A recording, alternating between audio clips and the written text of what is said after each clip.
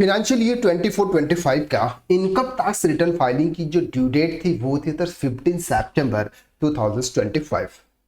फिर income tax department ने एक दिन उसको एक्सटेंड कर दिया था और डेट हो गई थी 16 सितंबर 2025। नॉर्मली जिस भी पर्सन ने 16 सितंबर 2025 तक उन्होंने अपना इनकम टैक्स रिटर्न फाइल किया था, उनके लिए अब एक और काम बचा होगा, वो है सिर्फ इनकम टैक्स रिटर्न फाइलिंग को वेरीफाई करना। इनकम टैक्स रिटर्न फाइल करना एक अलग वर्क है और इनकम टैक्स रिटर्न वेरीफाई करना एक अलग वर्क है। आप इनकम टैक्स रिटर्न फाइल करके अगर आप उसको भूल जाते हो कि मेरा तो sir income tax return file हो गया है, अब मुझे तो लेट फीस पे नहीं करनी पड़ेगी क्योंकि मैंने तो ड्यू डेट से पहले फाइल किया है। लेकिन अगर आपने आपका इनकम टैक्स रिटर्न 30 डेज के बाद अगर आपने उसको वेरीफाई किया, तब भी आपको लेट फीस चार्ज हो सकती है।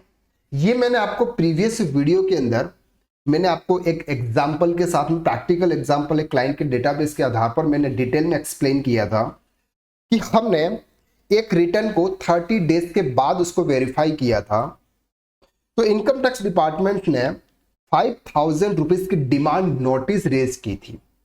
जबकि हमारा इनकम टैक्स रिटर्न जो था वो 6 लाख के अंडर में था और ऐसी कोई भी कैपिटल गेन नहीं था जिसके ऊपर कोई स्पेशल टैक्स रेट लगे।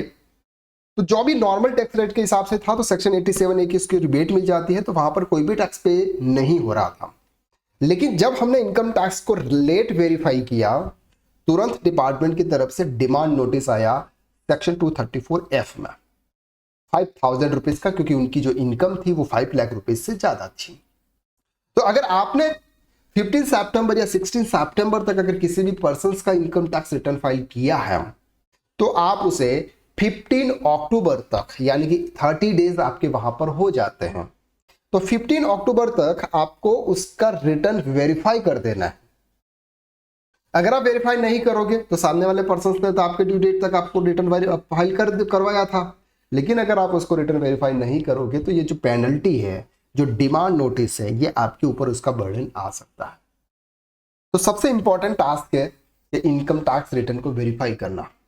जब तक आप इनकम टैक्स रिटर्न को वेरीफाई नहीं करते हैं, तब तक इनकम टैक्स ITR 5 जो होता है वो हमारा पूरी तरह से डिटेल एक्नॉलेजमेंट नहीं बनता है। और उसके अंदर आपने कितना इनकम टैक्स रिटर्न फाइल किया है, क्या इनकम थी आपकी, वो आपके एक्नॉलेजमेंट में शो नहीं होती है। तो इसका मतलब हम ये मान के चलते हैं कि जब तक आप रिटर्न्स को वेरीफाई नहीं करते हैं, तब तक आपका रिटर्न्स फाइल किया हुआ नहीं माना जाता है और आपका रिटर्न प्रोसेस भी नहीं होता है। जिस भी पर्सन के इनकम टैक्स रिफंड के लिए अप्लाई किया हुआ है, उन्होंने रिटर्न फाइल किया हुआ है, तो जब तक आप उसको वेरीफाई नहीं करोगे तब तक आपका रिटर्न प्रोसीड नहीं होगा, और जब तक रिटर्न प्रोसीड नहीं होगा तो आपका TDS जो रिफंड है वो आपका नहीं आएगा।